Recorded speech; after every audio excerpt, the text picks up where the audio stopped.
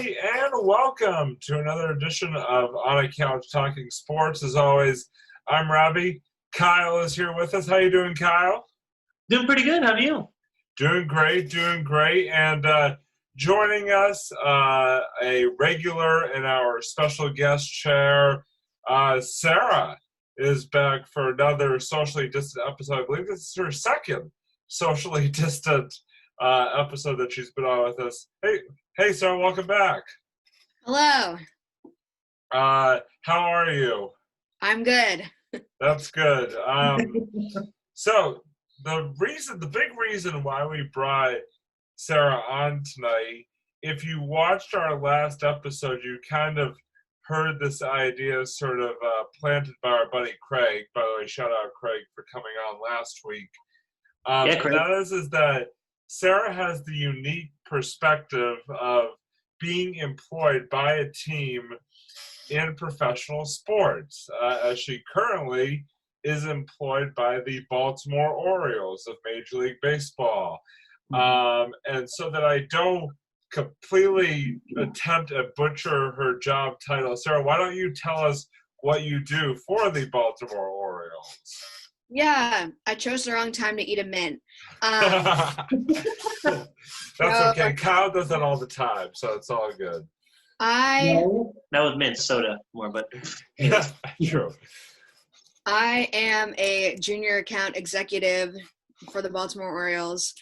That is just working with the season plan holders, tending to their every need, and having the unique perspective of not actually knowing anything that's going on ever. Well, you could have fooled us, and you're probably better off than we are in terms of knowing what's going on. So yeah, just sort of first things first, before we get into sort of what has the current state of MLB and stuff like that, sort of why don't you take us through sort of how you got the job, how you became interested in it, just sort of the process, from being hired essentially till now for you. Yes. So, wow. In January, which was a really long time ago now, I guess. Well, actually, it all started in December of 2019. I went to a job fair that was a bunch of different sports teams in the DMV, DC, Maryland, Virginia area, because I was living in DC at the time. And I dropped my resume at the Orioles table with Alejandro, who is our lovely head of HR, I think. Hopefully no one in my organization is going to watch this because I'm actually not sure if that's his title. But he does. Shout out Alejandro. Shout out Alejandro. He's great. I think he just had a kid, or maybe has a kid on the way or something like that. So that's exciting. Congratulations. Oh, nice. And dropped off my resume. And then in mid or late January, I heard back from Emily, who is my manager and one of the managers in the membership services department, to interview. And apparently I am somewhat qualified to work in Major League Baseball because I got the job. So for a while, and I guess a while is like a month because then COVID happened. Well, it's like 2 months because January, February, so. I was commuting from DC to Baltimore, which is an hour on the commuter rail, and going into the office, and for the most part making a bunch of cold calls. I guess they're not really cold calls, but like calling people that had not renewed their membership yet, being like, hello, this is Sarah from the Baltimore Orioles calling to ask you if you are renewing your membership, and if you're not, then why? And yeah, so that was like most of the job content, and obviously most of what I do now is respond to emails of fans being like, I want my money back. Yeah, definitely. As we always talk about, I mean, these crazy times that we live in, and it certainly has hit all of sports and MLB very hard. Obviously, with the season being delayed, and now they're trying to come back, and just with no fans and all that fun stuff. So, obviously, as you said, and as I know, you have been working from home, working remotely these past few months. So just talk to us about what that's been like, and sort of how things have been working with yourself and the rest of the staff over there, for the most part, being remote since March. Yeah, well, just in terms of my position, because I can't really speak for the other departments because I don't even hardly know what's going on my own. Just kidding, yes I do. So in the beginning, before Major League Baseball announced anything, we just sent out emails to all of our members being like, oh, we hope you're doing okay and staying healthy. And that was pretty much it. And we had to hand email 1,000 people, which was really awful and annoying. Just kidding, I love my job. And all of the fans were all of the season plan holders were really awesome, and we're like, we hope you're staying healthy too. Miss baseball, hope it comes back at some point.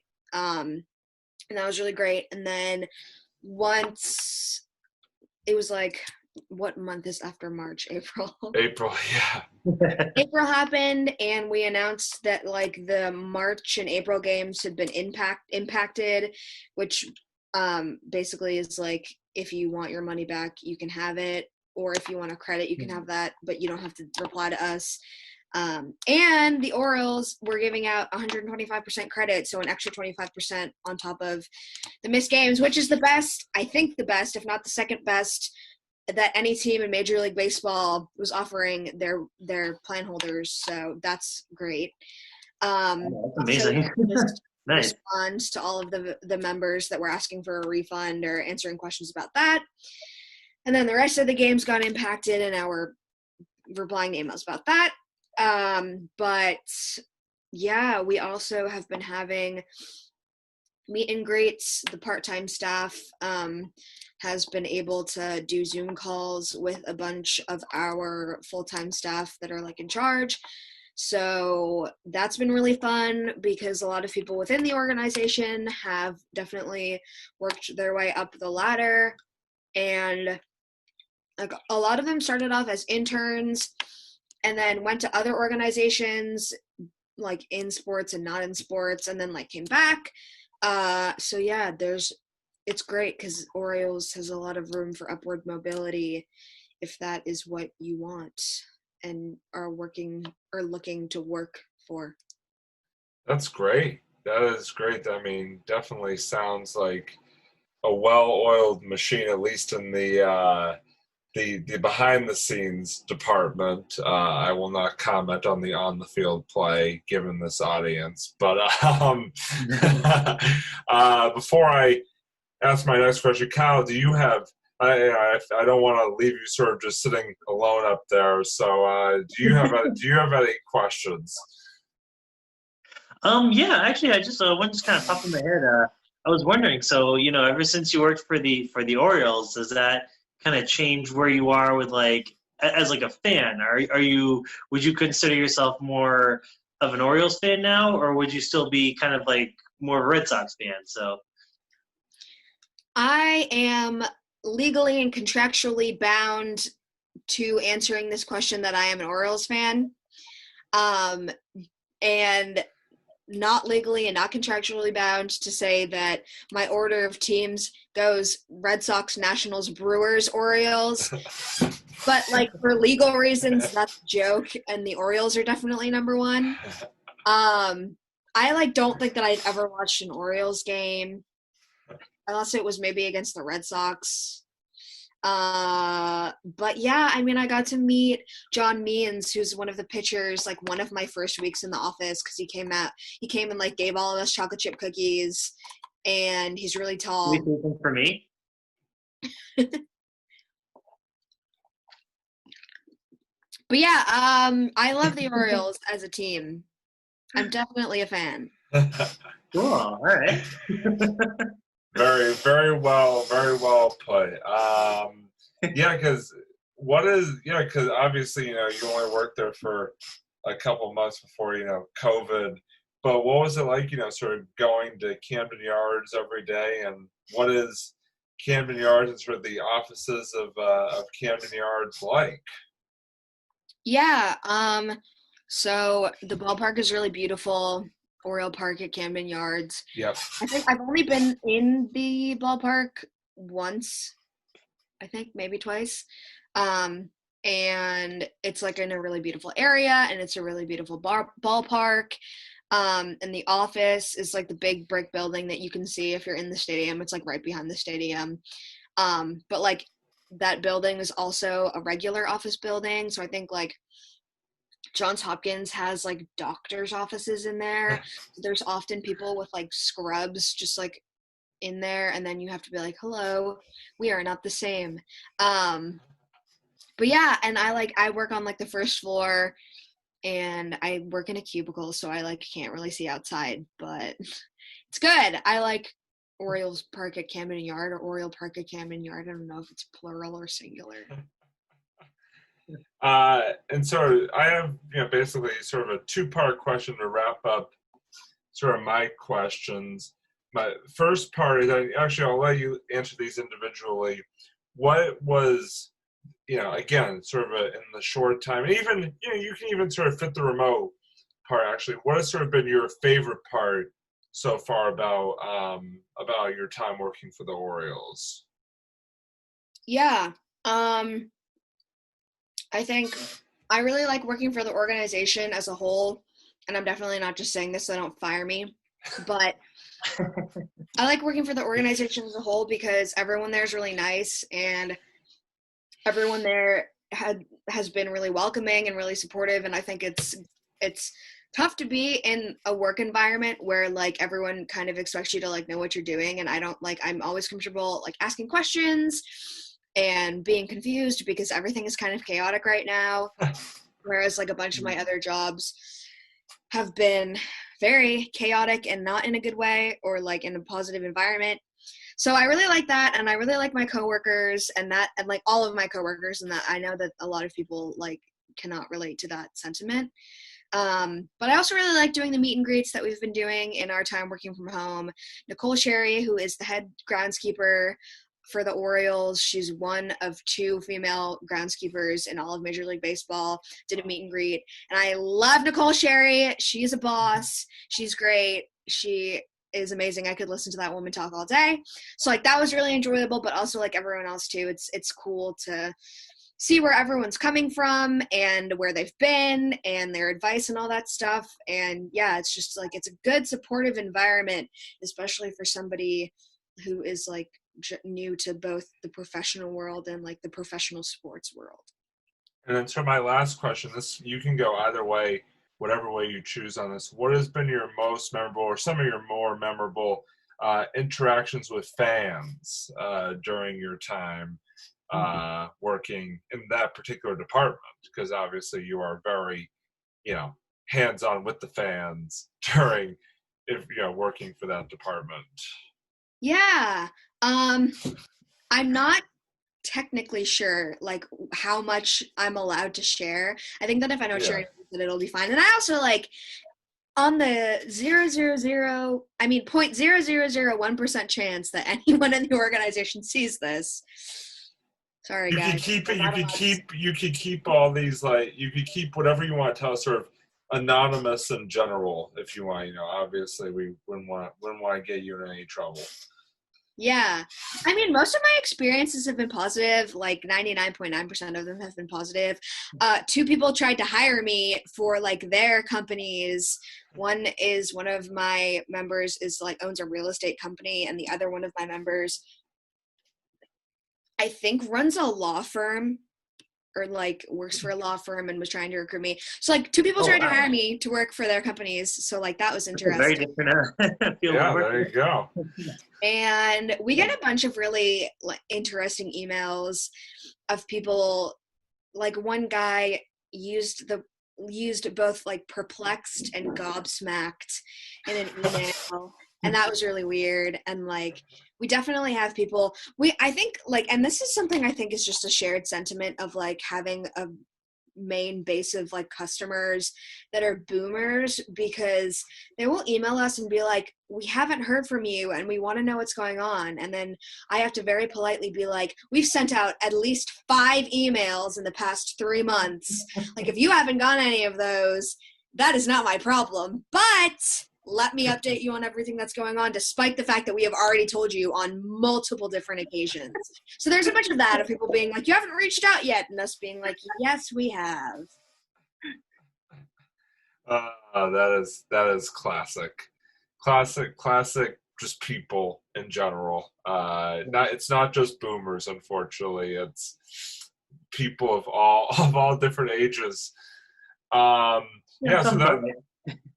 That's sort of all the real questions I have, because you talked about the meeting John Means, which I was going to ask you about. So that's awesome that he brought you cookies. So Kyle, let me bring you. Do you have any other questions you would like to know? I think that's about it. Yeah, no, I think you answered all the questions that we had. I believe so. Yeah. Sounds like a really good job. Yeah, very cool. And I mean, obviously, fingers crossed, baseball will be coming back. July 23rd is the first game, and actually, of all the games that could have been scheduled for opening day of this sort of shortened season, the Orioles are in Boston to take on the Red Sox to open up the season. So, very exciting time. Just 9 days away again. Knock on wood, fingers crossed that we actually get there and actually get to have live baseball again, and not the live baseball that's been going on in Korea at 4:00 in the morning. Sarah, since you are our special guest, as sort of our custom of our special guests, I want to give you the opportunity to sort of provide a final thought. Again, can be about anything. Sort of the floor is yours. Like I said, any final thought that you have, take it away. I always feel like the episodes that I'm in are really short. I just want to point that out. I mean, if there's anything else you want to talk about, we can talk about. No, I don't think so. I mean, I wish that I could provide you with like super secret information. I mean, I guess if I knew super secret information, I wouldn't be able to share it anyway. Yeah. Like, that's another thing. Fans are always like, give me the scoop. And I'm like, I genuinely know probably less than the average man. Like, they don't tell us anything. But final thoughts. I also got to meet Mike Elias and Brandon Hyde. So that was fun. Oh, cool. And actually, I don't mean to, you've actually met, this is sort of added to the professional athletes that you have met during your various jobs, in your time in DC. So these are not actually the first professional athletes during this sort of time in your life that you have met. Yeah, I've met more Red Sox than I have Orioles. So there's that. But you met, I was more talking about that, you met some, was it Washington Wizards at one point? Yeah, I met, oh my goodness, Ish Smith and Admiral Schofield for the internship that I was doing previous to working with the Orioles. They're also really tall, but they're also really nice, but they're also really intimidating. Basketball players can be like that. But yeah, I definitely have met a bunch of sports players, both in DC and Maryland and also in Boston. And I don't think I have any final thoughts. I hope that the Orioles win it all this season. Do I think that they will? I don't know if I'm allowed to say. So I will say this: if the Orioles win it all, it will confirm without a shadow of a doubt that you are a good luck charm, because for those who have not heard and do not know, Sarah has literally been in the same city as the last 2 World Series champions at the time of their World Series title. Obviously, 2018, the Red Sox, And then last year, the Washington Nationals miraculous, just Cinderella run to the World Series title. So you never know. I think the Orioles have to feel pretty good about the fact that they have someone with such a high World Series championship pedigree as Sarah on their staff this season. Kyle, since I gave you basically one question during this time, well, actually I tried to give you more, but you didn't have anything. So No, it's not completely my fault.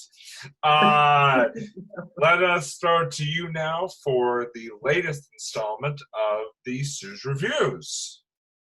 All right. This might be another segment where I'm literally going to have to pull this one out of my butt. So, where do I even go from here? All right. So I guess, what did I do last time? I think I did a time travel game. Sure. You realize I only half pay attention to these, so. What? You do? I never noticed that, Robbie. No, but let me think. I guess today I'll talk about. Oh boy, I really have no ideas for today. It's tough because there haven't been a lot of movies coming out. They haven't been coming out as quick as they used to. Oh, I have a question for Kyle that has nothing to do with baseball. Oh, perfect. Sure, go ahead. Absolutely. Which movie do you think is better, Infinity War or Endgame? Oh, all right. You know what? Let's make that the segment. I like that, Sarah. All right. Cool. Some movies to review right now. Because I could write an essay. I won't answer until you answer, but I could write an essay on my opinion. All right. Viewers, this is a viewer's choice, the first viewer's choice version of the Sue's Reviews. And you know what? For future reference, I would like to actually have more of that. I think that would be amazing for whoever. Drop a comment, folks. Exactly. Chime in if you guys want me to do some hot takes and stuff like that.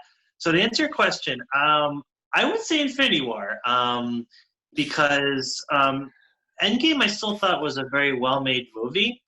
My problem with Endgame, not that it was a terrible movie or anything. I had a little trouble figuring out the logistics of the time travel in that movie. Sorry, spoiler alert.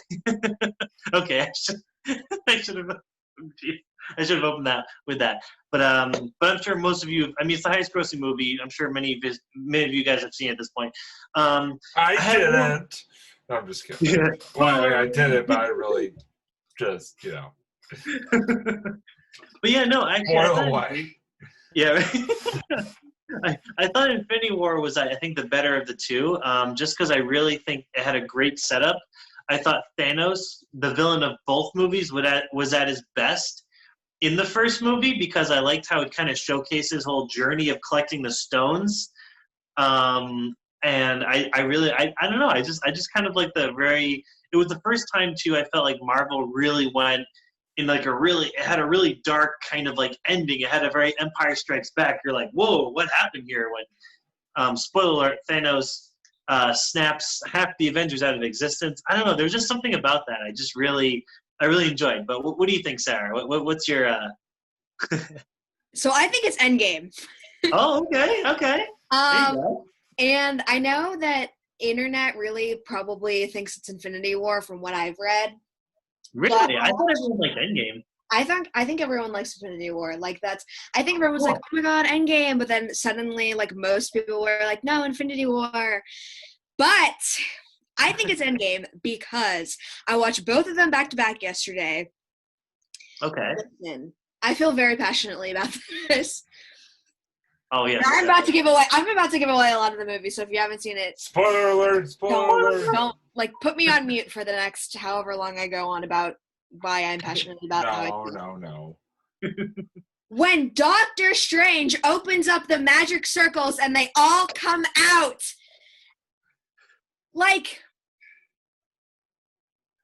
that, I don't, there are no words for that. All I can do is point. When he opens the circles and they all come out, right? Okay, that.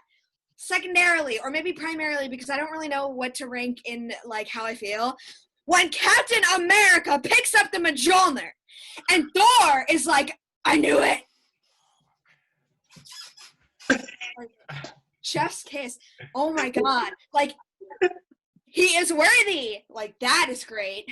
Third of all, the girl gang, when Gwyneth Paltrow shows up in the Iron Man suits, and it's like her and Mantis and the people from Wakanda and Gamora, because I guess she comes back from time, and the blue one that I can't remember the name of. Oh my God. And they're all like, she's not alone. Pow, pow. Like, I'm shouting. That's how passionate I am about this. And then when Tom Holland comes out and he's like, remember a moment ago, because he thinks it's a moment ago because he doesn't know what happened. And he's like, remember a moment ago when I went out to dust, but then I must have passed out, but now I'm here and you're here. And they hug. And he goes, oh, this is nice. Like,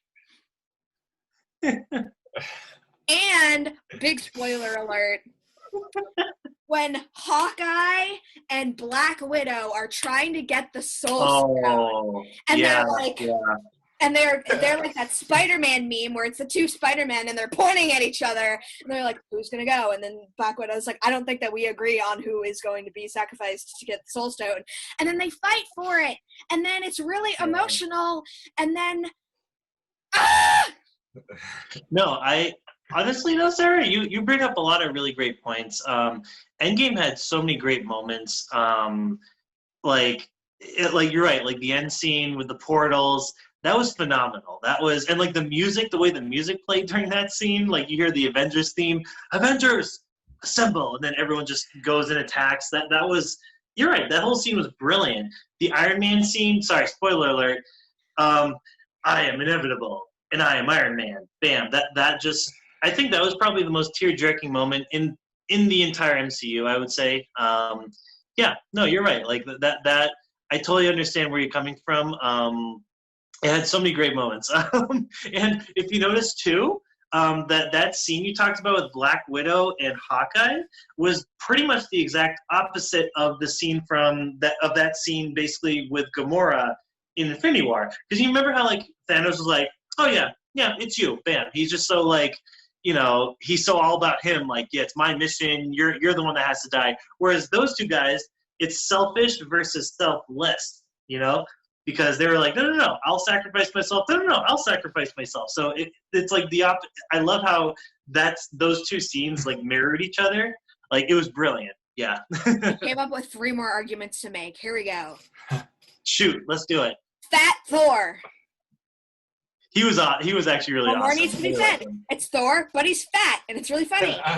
Second, I forgot what I was. Oh yeah, Tony, and when he goes back in time and interacts with his dad. Spoiler alert! I should have said that before. This entire thing is spoiler alert. I was about to say, you guys literally do not need to keep saying spoiler alert because this whole big thing is a spoiler alert. When Tony goes back into time and he's like, I'm Tony Potts, and talks to his dad, and then the dad's like, I would do anything for this. Like, he's not even born yet. I would do anything for this kid.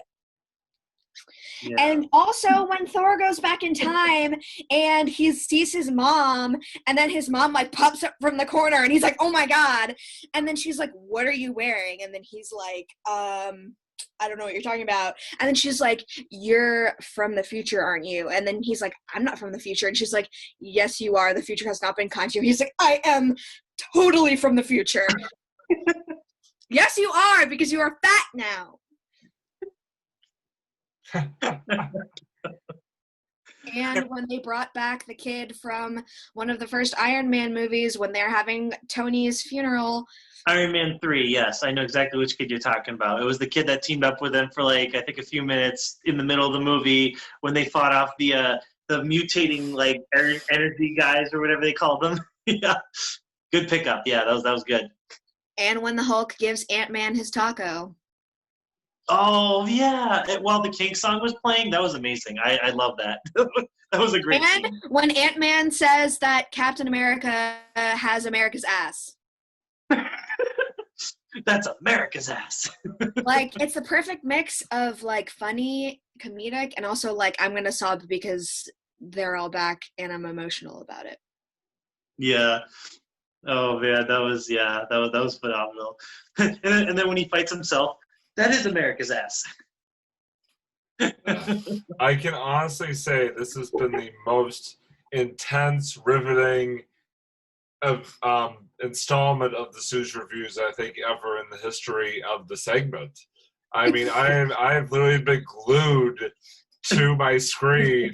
Usually when Kyle does the Sue's Reviews, I'm checking text. I'm just, you know, you want to talk about spoiler alert, behind the scenes stuff. I'm doing everything but listening to him. I was literally glued to my screen for the past like 10 minutes, just listening to you two. I'm very passionate about this. That was freaking awesome. I love it, and that is why except to ask her about the Orioles, that is why we have Sarah on us for fire moments like that. So thank you for that. Which now segues. Sarah, we might have to start our own. Sorry, really quickly, Robbie. We might have to start our own like MCU show at this point, Sarah. Sarah and Kyle review. Sarah and Kyle review. I mean, that would be appointment viewing. MC Reviews, but it has a U in there somewhere. There you go. MC Review, or is that what you said? Yeah, like because MCU and review has like a U in it. Big brain energy here, people. Oh yeah.